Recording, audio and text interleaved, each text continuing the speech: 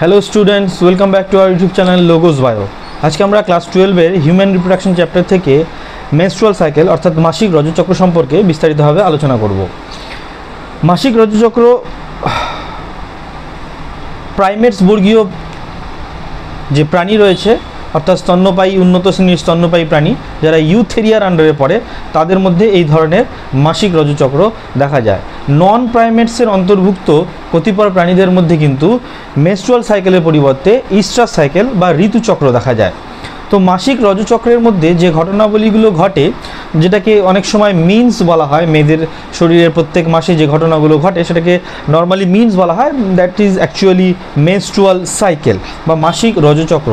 এই সময় জরায়ু অর্থাৎ এন্ডোমেট্রিয়াম লেয়ার, জরায়ুর যে এন্ডোমেট্রিয়াম লেয়ার অর্থাৎ ইউটেরাসের ভেতরের যে অন্তর্গাত্র, সেইখানে কিছু পরিবর্তন সাধিত হয় এবং সেই সঙ্গে সঙ্গে ডিম্বাশয়ের ভেতরে কিছু পরিবর্তন সাধিত হয়। তো কি কি পরিবর্তন সাধিত হয়, কি কি ধাপের মাধ্যমে সেগুলো সম্পন্ন হয়, সেগুলো বিস্তারিতভাবে আলোচনা করব। তো আজকের আমাদের টপিক হচ্ছে মেনস্ট্রুয়াল সাইকেল বা মাসিক রজচক্র।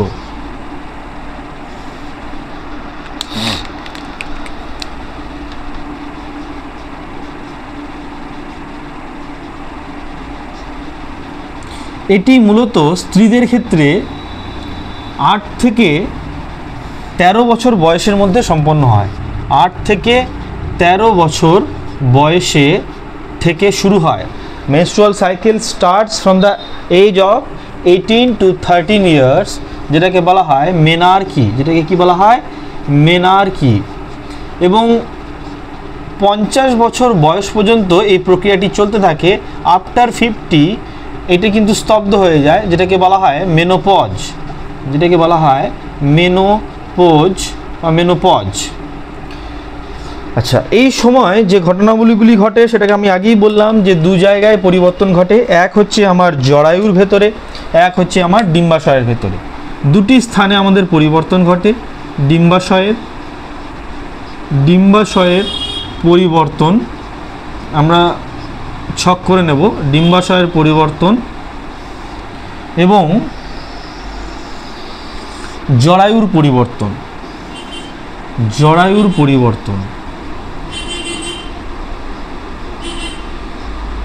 এই দুটো ভাগে ভাগ করে নিয়ে আমরা মাসিক রজচক্রটিকে বুঝব।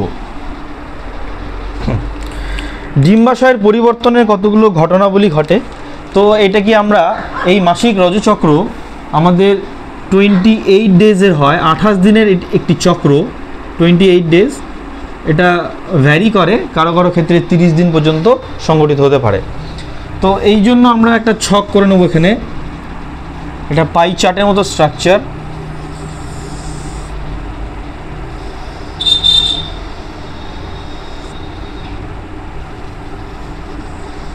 যেখানে আমাদের দিনগুলো আমরা বর্ণনা করব। ওকে,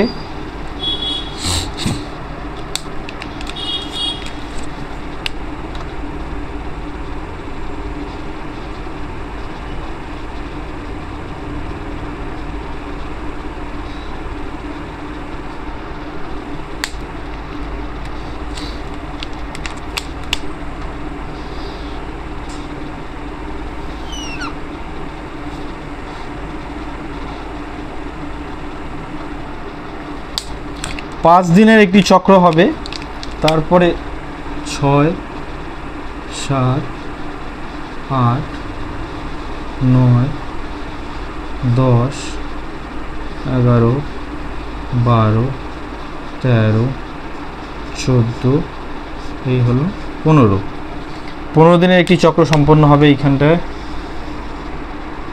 আচ্ছা, তো 12 দিনের মাথায় একটা হবে, 12 দিন অবধি একটা হলো, 13 থেকে 15 একটা যাবে, 6।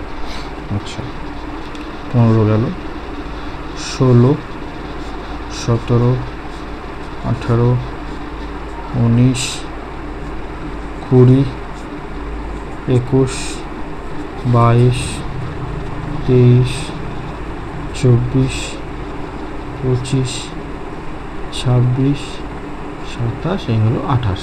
এই হচ্ছে আমাদের মেনস্ট্রুয়াল সাইকেলের বা মাসিক রজচক্রের একটি চক্রাকারে যেটাকে বোঝানোর চেষ্টা করছি আমি। এই সময় ডিম্বাশয়ের যে পরিবর্তনগুলো ঘটে আর জরায়ুর পরিবর্তনগুলো ঘটে। ডিম্বাশয়ের মধ্যে যে ঘটনাটা ঘটে সেটাকে আমরা প্রথমেই দেব ডিম্বথলি দশা। ডিম্বথলি দশা, ওকে। এটা মোটামুটি 12 দিন পর্যন্ত পারজিস্ট করে, 12 দিন পর্যন্ত চলে ডিম্বথলি দশাটা, 12 দিন পর্যন্ত চলে ডিম্বথলি দশা। কি ঘটে এই সময়? আমরা যদি এই সময় ডিম্বাশয়ের একটা গঠনচিত্র অঙ্কন করি, এই আমার ডিম্বাশয়, এইখানে আমার প্রাইমর্ডিয়াল ফলিকলগুলো ছিল, সেই প্রাইমর্ডিয়াল ফলিকল আস্তে আস্তে বড় হচ্ছিল ইস্ট্রোজেন হরমোনের প্রভাবে, যার ভেতরে আমার উসাইট ডেভেলপ হচ্ছিল।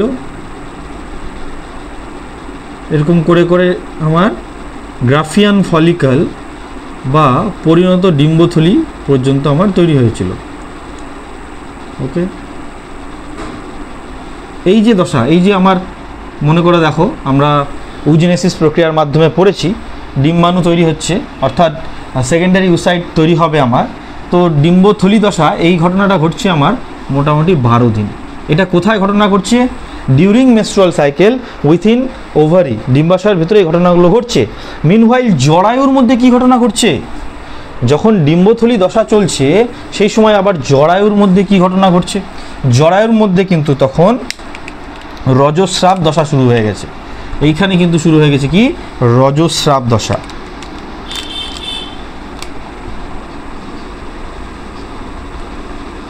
রজস্রাব দশা যখন পাশাপাশি লিখলাম এই জন্যই, যাতে এই সময় যখন সাইমালটেনিয়াসলি এই ডিম্বাশয়ে এই পরিবর্তন ঘটছে, ঠিক সেই সময় জরায়ুর মধ্যে রজস্রাব দশা ঘটছে।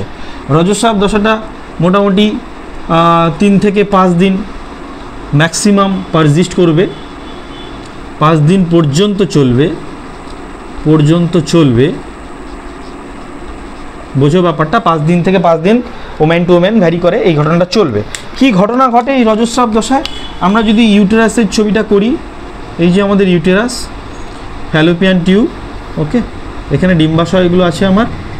তো ইউটেরাসের যে ওয়াল, যে এন্ডোমেট্রিয়াম, সেই এন্ডোমেট্রিয়াম এটা আমার ভাজাই না, এই এন্ডোমেট্রিয়াম লেয়ারটা কিন্তু ক্ষয়প্রাপ্ত হবে, ক্ষয়ে যাবে, ঠিক আছে।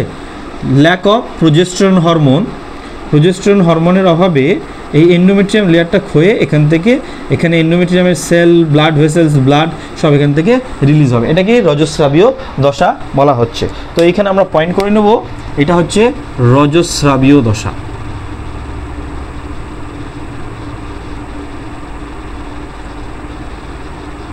আচ্ছা, এবারে দেখো ডিম্বথলি দশা হয়ে যাওয়ার পর পরের যে স্টেজটা হবে ডিম্বাশয়ের পরিবর্তনের ক্ষেত্রে, সেটাকে আমরা বলবো ডিম্বাণু নিঃসরণ দশা। ডিম্বাণু নিঃসরণ দশা 12 দিন পর্যন্ত আমার ডিম্বথলি দশা চললো। এই যে এখান থেকে যদি ধরি ডিম্বাশয়ের পরিবর্তনের ক্ষেত্রে, এটা জরায়ুর পরিবর্তনের ক্ষেত্রে গ্রাফটা দেওয়া হচ্ছে, এখানেই আমরা বুঝবো ডিম্বাশয়ের পরিবর্তন কী কী ঘটছে। তাহলে ডিম্বথলি দশা, তাহলে এইখান থেকে আমরা পয়েন্ট করতে পারি ডিম্বথলি দশা চলছে। এইখান থেকে আমরা একটা ট্যাগ লাইন করে দিতে পারি যে এই 12 দিন পর্যন্ত কী দশা চলছে আমার? বাইরে থেকে ডিম্বথলি দশা চলছে। এটা কি দশা চলছে? ডিম্বথলি দশা। কার ক্ষেত্রে? ডিম্বাশয়ের ক্ষেত্রে, ডিম্বথলি দশা। আচ্ছা, তারপরে ডিম্বাশয়ের পরিবর্তনে কী হচ্ছে? ডিম্বাণু নিঃসরণ দশা। এই যে 13 থেকে 15 দিন, এই মাথায় এই সময় কিন্তু কতদিন? 3 দিন পর্যন্ত চলে, 1 2 3, অর্থাৎ 3 দিন পর্যন্ত আমরা এটা লিখে নেব। 3 দিন পর্যন্ত কত দেশ? ফ্রম 13 to 15 ডেজ, মানে 13 থেকে 15 দিন। 13 থেকে 15 দিন ধরে না, 13 থেকে 15 দিনের মাথায়, এই ব্যাপারটা বুঝতে হবে। 13 থেকে 15 দিন ধরে চলবে না, 3 দিন পর্যন্ত চলবে। এবং এটা 13 থেকে 15 দিনের মাথায়। কোন 13 থেকে? এই যে আমার মেনস্ট্রুয়াল সাইকেল যেখান থেকে স্টার্ট হচ্ছে, রজস্রাবীয় দশা বা ডিম্বথলি দশা থেকে যেখান থেকে স্টার্ট হচ্ছে, এইখান থেকে স্টার্ট হচ্ছে, this is the start point, 0 point আমি ধরে নেব স্টার্ট পয়েন্ট থেকে।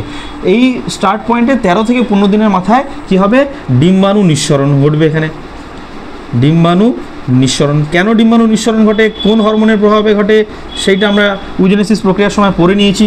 ডিম্বাণু নিঃসরণ ঘটে যে প্রচণ্ড পরিমাণে এলএইচ এবং ইস্ট্রোজেনের পিক থাকলে পারে তবেই ডিম্বাণু নিঃসরণ হয়। কী হয়, এখানে গ্রাফিয়ান ফলিকলটা রাপচার করে যায় আর ডিম্বাণুটা এরকম করে বেরিয়ে যায়, তাই না? ডিম্বাণু তো না, সেটাকে আমরা কী বলছি, সেকেন্ডারি উসাইট বা ডিম্বাণু বেরিয়ে গেল, এই রাপচার হয়ে গেল। আচ্ছা, ডিম্বাণু বেরিয়ে যাওয়ার পর তারপর কি শুরু হয়, ডিম্বাণু নিঃসরণ দশা।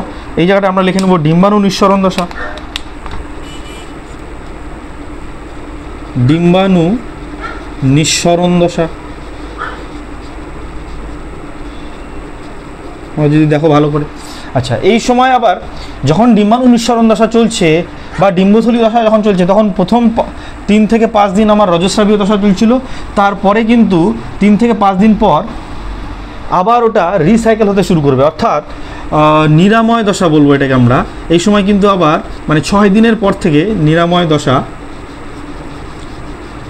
প্রথম 5 দিনের পর অর্থাৎ 6 দিনের পর থেকে এইখানে কিন্তু আমার শুরু হয়ে যাবে ক্রমবর্ধমান স্টেজ বা নিরাময় দশা। নিরাময় দশা অর্থাৎ যে ক্ষয়টা হলো সেটা প্রশমিত হবে বা সেটা পুনরুদ্ধার হবে, অর্থাৎ এই এন্ডোমেট্রিয়াম সেলগুলো আবার প্রলিফারেট করা শুরু করবে, সেল ডিভিশন করার মাধ্যমে সেগুলো আবার বৃদ্ধিপ্রাপ্ত হবে। কত থেকে কত দিন, 6 থেকে 12 দিন পর্যন্ত, 6 থেকে 12 দিন পর্যন্ত এই নিরাময় দশাটা চলবে। তোমরা কিন্তু কনফিউজড হয়ে যাবে না এই বিষয়টাতে, কারণ বইয়ের মধ্যে দুটো পয়েন্ট রয়েছে, মাসিক রজচক্রের সময় ডিম্বাশয়ের পরিবর্তন, জরায়ুর পরিবর্তন, দুটো কিন্তু সাইমালটেনিয়াসলি ঘটছে, একই সঙ্গে ঘটছে। একদিকে ডিম্বাশয়ের পরিবর্তন হচ্ছে, একদিকে জরায়ুর মধ্যে পরিবর্তন হচ্ছে। আচ্ছা, ডিম্বাণু নিঃসরণ হয়ে যাওয়ার পর এই যে আমার গ্রাফিয়ান ফলিকল ছিল সেটা কিন্তু আস্তে আস্তে কর্পাস লুটিয়ামে পরিণত হয়েছিল। কিসে পরিণত হয়েছিল, কর্পাস লুটিয়াম। এটা ছিল কর্পাস লুটিয়াম, মনে করে দেখো। তাহলে পরের স্টেজ হবে লুটিয়াল ফেজ, পরের স্টেজ হবে ডিম্বাশয়ের পরিবর্তনের ক্ষেত্রে লুটিয়াল দশা বা লিউটিয়াল দশা। লিউটিয়াল দশা এখান থেকে খুব বেশি দিন থাকবে না, ধরো 1 2 3 4 5 6 7, এই 6-7 দিন পর্যন্ত লুটিয়াল দশা থাকবে। কার ক্ষেত্রে, ডিম্বাশয়ের পরিবর্তনের ক্ষেত্রে লুটিয়াল দশা। এই সময় গ্রাফিয়ান ফলিকলটা কর্পাস লুটিয়ামে পরিণত হবে। এটা আমার কর্পাস লুটিয়াম ছিল, মনে করে দেখো, এটা ছিল কর্পাস লুটিয়াম। এই কর্পাস লুটিয়ামের কাজ হচ্ছিল প্রজেস্টেরন হরমোন ক্ষরণ করা। কর্পাস লুটিয়াম, আমরা যদি উজেনেসিসকে মনে করি, আমাদের উজেনেসিস পড়ানো হয়েছে, ভিডিও দেওয়া রয়েছে, তোমরা দেখে নেবে উজেনেসিসে কর্পাস লুটিয়াম থেকে কিভাবে আমার প্রজেস্টেরন হরমোন ক্ষরণ হয়। তো কর্পাস লুটিয়াম থেকে আমার কি হবে, প্রজেস্টেরন হরমোন ক্ষরণ হবে, প্রজেস্টেরন হরমোন ক্ষরণ হবে।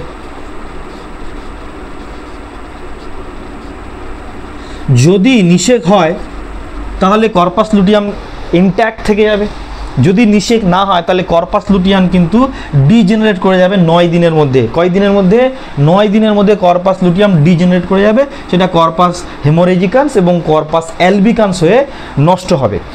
তো আমি ধরে নিলাম যে এখানে নিষেক হয়নি, ওকে। নিষেক যদি না হয় তাহলে কর্পাস লুটিয়াম ডিজেনারেট করে যাবে, কর্পাস অ্যালবিকান্স আমার তৈরি হয়ে সেটা নষ্ট হবে, ধ্বংসপ্রাপ্ত হবে। যদি নিষেক না হয় তাহলে পুনরায় আবার ডিম্বাশয়ের ক্ষেত্রে, যদি আমি ডিম্বাশয়ের ক্ষেত্রে দেখি, যদিও ডিম্বাশয়ের ক্ষেত্রে পরিবর্তন হয় না, জরায়ুর ক্ষেত্রে এই পরিবর্তনটা হয়, সেটা হচ্ছে যে রজস্রাবীয় দশা আমরা এখানে লিখব, রজস্রাবীয় দশা। ডিম্বাশয়ের যেখানে রজস্রাবীয় দশা শেষ হচ্ছে, জরায়ুর রজস্রাবীয় দশা দিয়ে সেখানে জরায়ুর পরিবর্তন শুরু হচ্ছে। রজস্রাবীয় দশা, রজস্রাবীয় দশা বা প্রাক রজস্রাবীয় দশা আমরা বলতে পারি এটাকে, প্রাক রজস্রাবীয় দশা আমরা এটাকে বলতে পারি। কার ক্ষেত্রে প্রাক, এইদিকে আমরা দেব 3 নম্বরে প্রাক রজস্রাবীয় দশা, রজস্রাবের পূর্ববর্তী স্টেজ, প্রাক রজস্রাবীয় দশা। এই দশাটা কতদিন অবধি চলছে না, আমার 1 2 3 4 5 6 7 8, মানে এইখানে লুটিয়াল দশাটা যদিও আমার দেখানো উচিত নাই, টোটালটাই হচ্ছে জরায়ুর পরিবর্তনের দশা। তো এখানে আমরা করে দেব প্রাক রজস্রাবীয় দশা, প্রাক রজস্রাবীয় দশা। এটা আমরা জরায়ুর পরিবর্তনের ক্ষেত্রে দেখাচ্ছি এই জায়গাটা, এই ভেতরটা, আর বাইরেটা ডিম্বাশয়ের পরিবর্তন দেখাচ্ছি। তো ডিম্বথলির পরিবর্তন এখানে ডিম্বথলি দেখাবো, এই ডিম্বাণু নিঃসরণ, এখানেও ডিম্বাণু নিঃসরণ। এই অবধি আমার কিছুটা হচ্ছে চলে যাবে হচ্ছে লুটিয়াল দশা।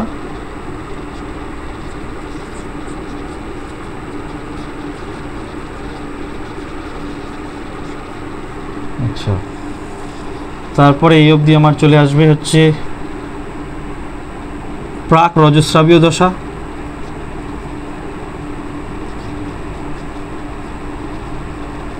তারপর রজস্রাবীয় দশা। রজস্রাবীয় দশা যখন হচ্ছে তখন আমার এদিকেও রজস্রাবীয় দশা চলছে।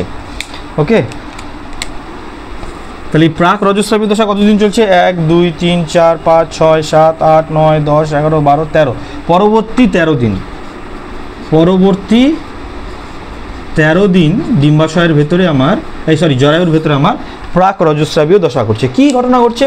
এই সময় আবার একটা নিউ সাইকেল জেনারেশন হচ্ছে, অর্থাৎ আবার একটা প্রাইমোডিয়াল ফলিকল থেকে পুনরায় আমার গ্রাফিয়ান ফলিকল তৈরি হওয়ার প্রসেস চলছে এবং এন্ডোমেট্রিয়াম লেয়ারটা আবার নিরাময় হচ্ছে, আবার পুনরায় থেকে পুনরুদ্ধার হচ্ছে। এই যে সাইক্লিক্যাল ওয়েতে ডিম্বাশয়ের মধ্যে ডিম্বাণু উৎপাদন প্রক্রিয়া অর্থাৎ উজেনেসিস ঘটছে, আর জরায়ুর মধ্যে জরায়ুর এন্ডোমেট্রিয়াম লেয়ার একবার প্রলিফারেট করে মোটা হচ্ছে ফর ইমপ্লান্টেশন পারপাস। আর যদি সেখানে নিষেক না হয় তাহলে ইমপ্লান্টেশনের কোনো গল্প আসছে না, ফলে সেই লেয়ারটা আবার খসে গিয়ে পুনরায় নর্মাল স্টেজে আসছে।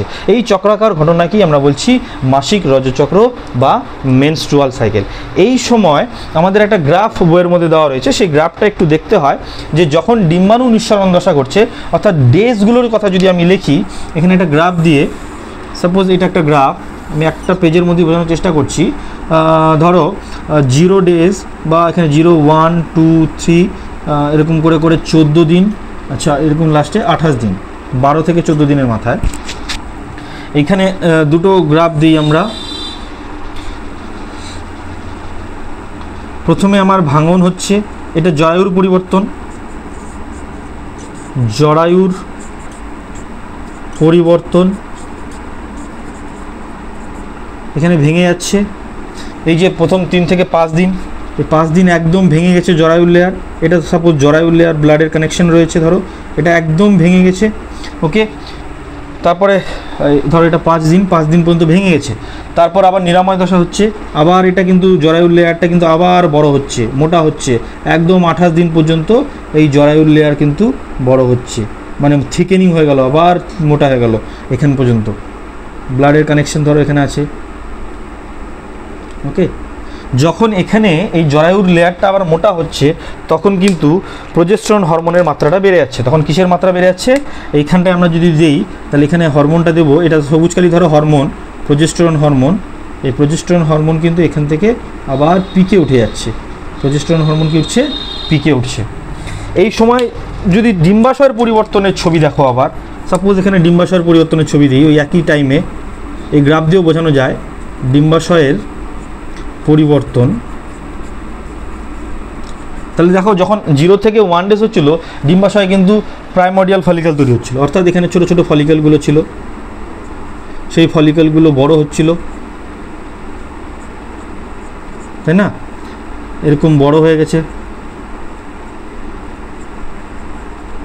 সাপোজ এবার এই 12 থেকে 14 দিনের মাথায় কি হচ্ছে, এখানে তুমি যদি দেখো তাহলে ডিম্বাণুটা বেরিয়ে গেছে, অর্থাৎ রাপচার হয়েছে, গ্রাফিয়ান ফলিকল রাপচার হয়েছে এই জায়গাটা যদি তুমি দেখো, তাই না? এখানে আরও একটু বড় সাইজের তুমি সেকেন্ডারি উসাইড করে দাও, সরি গ্রাফিয়ান ফলিকলটা করে দাও। আচ্ছা, এই যে জায়গা দেখো 12 থেকে 14 দিনের মাথায় ডিম্বাণু নিঃসরণ হচ্ছে, 12 থেকে 14 দিনে, 12 থেকে 14-15 দিনের মাথায় ডিম্বাণু নিঃসরণ হচ্ছে। আচ্ছা, এই ডিম্বাণু নিঃসরণ হয়ে যাওয়ার পর আবার এই জায়গাটা মোটা যখন হচ্ছে তখন কিন্তু এখানে কর্পাস লুটিয়াম তৈরি হয়েছে, এটা কর্পাস লুটিয়াম। এই থ্রু আউট কর্পাস লুটিয়াম আছে বলে প্রোজেস্টেরন হরমোন বেরিয়েছে। সবুজটা কি? প্রোজেস্টেরন। সবুজটা হচ্ছে আমার কি? প্রোজেস্টেরন। এই যে সবুজের দাগটা এটা কি? প্রোজেস্টেরন। এই গ্রাফটা শুধুমাত্র বোঝার জন্য যে যখন জরায়ুর পরিবর্তন হচ্ছে কী ঘটনা ঘটছে, সেই একই সময় ডিম্বাশয়ের মধ্যে কী পরিবর্তন করছে সেই ঘটনা ঘটছে। তাহলে এই যে ডিম্বাণু নিঃসরণ হলো, এখানে যদি আমি আরও একটা গ্রাফ করি, মানে হরমোনের লেভেল দিই, এখানে দুটো হরমোন দিলাম, এই জায়গাটা ধরো আবার পিক হয়ে গেল, একটা হরমোন বেড়ে গেল আবার কমে গেল। এটা হচ্ছে ধরো ইস্ট্রোজেন, সরি এটাকে এলএইচ করে দিই, এটা এলএইচ, এটা এলএইচ। আবার এই সময় আরেকটা হরমোনের মাত্রা দিই, এটাও পিক বেড়ে গেছে, এটা হচ্ছে ইস্ট্রোজেন। এটা কি? ইস্ট্রোজেন। তো ইস্ট্রোজেন আর এলএইচের পিকটা কোন জায়গায় হচ্ছে দেখো, 12 থেকে 14 দিনের মাথায় এখানে পিক হয়েছে, প্রচণ্ড হাই পরিমাণে লেভেলটা বেড়ে গেছে, যার জন্য কিন্তু ডিম্বাণু নিঃসরণ বা ওভুলেশন ঘটনাটা ঘটছে। ওকে, তো এই গ্রাফটার মাধ্যমেও আমরা ইস্ট্রোজেন সাইকেলের জরায়ুর পরিবর্তন এবং ডিম্বাশয়ের পরিবর্তনের ব্যাপারটাকে বুঝতে পারি, যেখানে হরমোনাল রেগুলেশনগুলো কী করে হচ্ছে এই গ্রাফটা দিয়েও বোঝানো যায়। অথবা আমরা এই ছবিটা দিয়ে ডেজগুলো, যে 1 থেকে 28 দিনের যে গল্প, 1 থেকে 28 দিনের যে চক্র, সেটাকে জাস্টিফাই করতে পারি। ওকে, তো এই হয়ে গেল আমাদের ডিম্বাশয়ের মেনস্ট্রুয়াল সাইকেল, ডিম্বাশয়ের পরিবর্তন এবং জরায়ুর পরিবর্তন একাধারে 28 দিনের মাধ্যমে কী করে সাইক্লিক ওয়েতে হচ্ছে। ইন আওয়ার নেক্সট ভিডিও আমরা ইমপ্লান্টেশন, অর্থাৎ জাইগোট তৈরি হয়ে যাওয়ার পর সেটা ভ্রূণে পরিণত হয়ে সেটা কীভাবে জরায়ুর এন্ডোমেট্রিয়াম লেয়ারে প্রথিত হবে সেইটি সম্পর্কে আলোচনা করব। তো এই ভিডিওটি যদি তোমাদের ভালো লেগে থাকে তোমরা অবশ্যই লাইক করবে আর শেয়ার করতে ভুলবে না। যারা চ্যানেলটিতে নতুন আছো তোমরা অবশ্যই চ্যানেলটি সাবস্ক্রাইব করে দেবে। Thank you.